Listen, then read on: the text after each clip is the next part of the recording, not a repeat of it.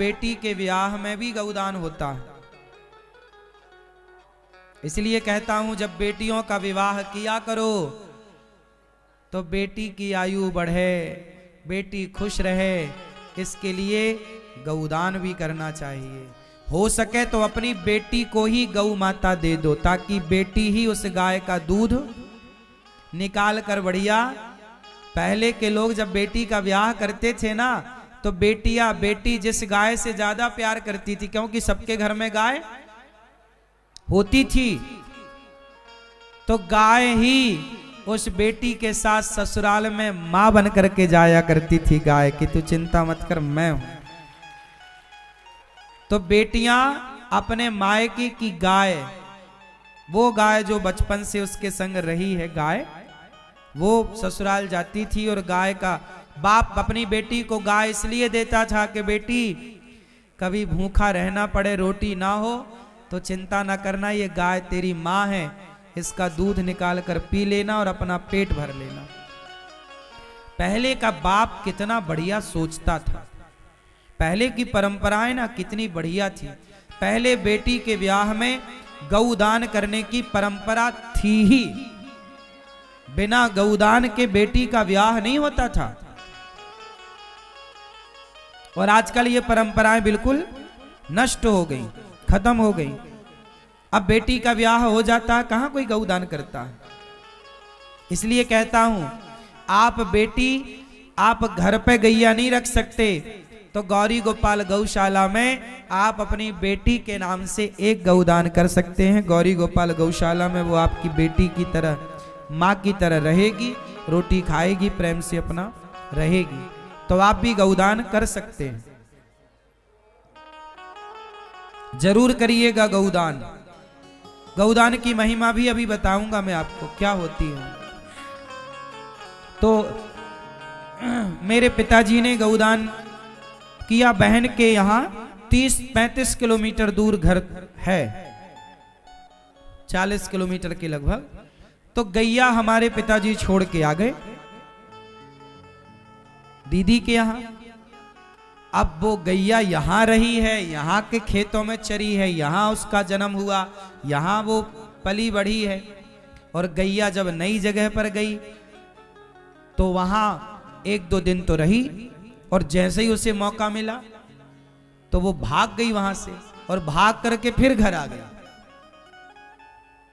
फिर घर आ गई, बिल्कुल वही रास्ते गई जिस रास्ते से आई। मतलब 30-40 किलोमीटर दूर वो कभी गई थोड़ी थी, लेकिन उसे रास्ता याद था। और ऐसा एक क्रम नहीं, हमारे गांव में बहुत सारी गैयां घर घर होती थी, और बेटियों के ब्याह में लोग दान करते थे, गौदान।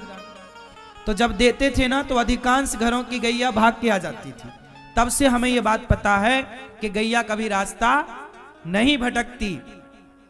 इसलिए लोग गाय का दान करते हैं कि हम रास्ता भटक जाएं, पर गैया कभी रास्ता नहीं भटकती। इसलिए हे गौआ, हे गौ माता, हम रास्ता भटक जाएं तो हे गौ माता आप हमें पार लगा देना। इसलिए गाय की पूंछ पकड़ के गौदान होता है कि वैतरणी नाम के नरक में हम रास्ता भटक जाएं तो गैया हमें पार लगाएगी। इसलिए गौदान करना चाहिए, क्योंकि गाय ही वैतरणी नाम के नरक से आपको पार लगाती है।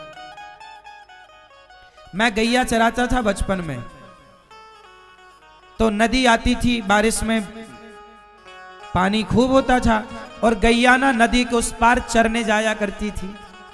तो गैया जब पानी में कूदे ना, तो हम लोग भी कूद जाए और गैया की पूंछ पकड़ लेते थे, क्योंकि नदियों का पाट बड़ा हो जाता था ना बारिशों में।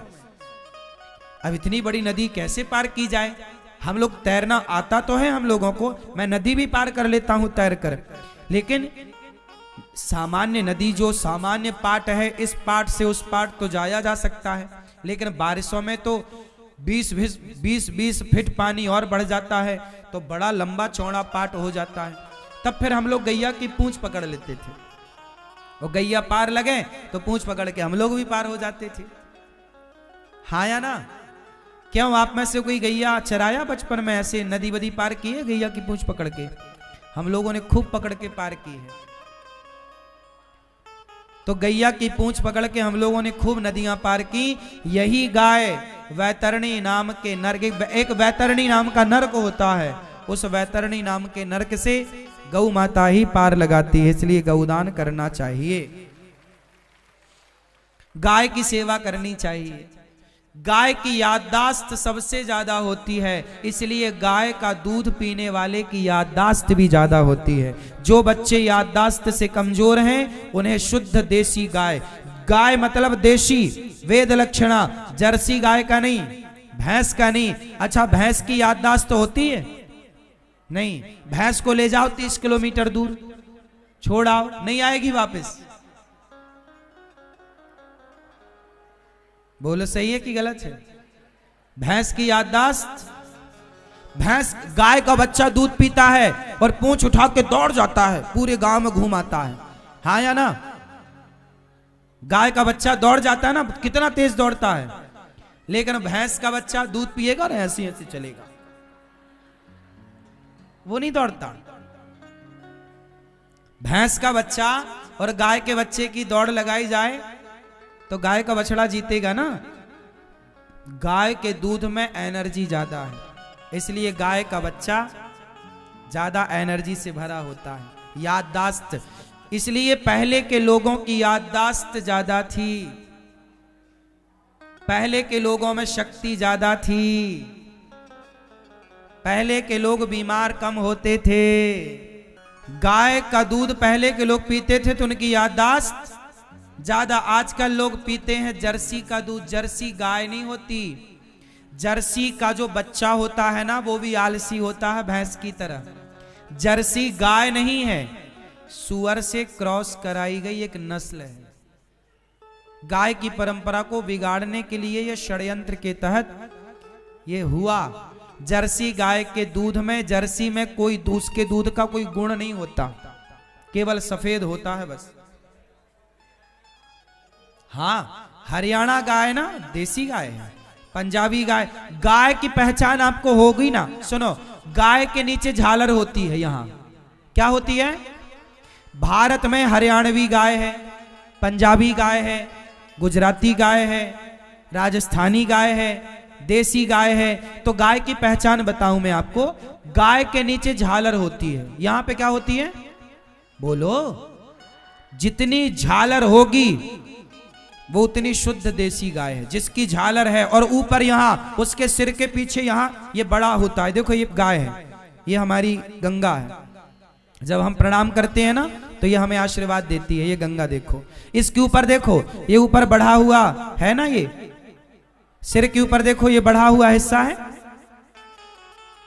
और नीचे झालर लटक रही है, ये हिस्सा, ये देसी गाय की पहचान है। कंधौर होता है ना, कंधा, गैया के ये कंधे क्या होते हैं? बोलो, कंधा जो होता है बड़ा ऊपर की तरफ उठा होता है ना, कंधौर, और नीचे झालर लटकती। ये दो पहचान है देसी गाय की। जर्सी के नीचे ना ये झालर नहीं होती, जर्सी के नीचे झालर नहीं होती, तो जर्सी गाय नहीं है।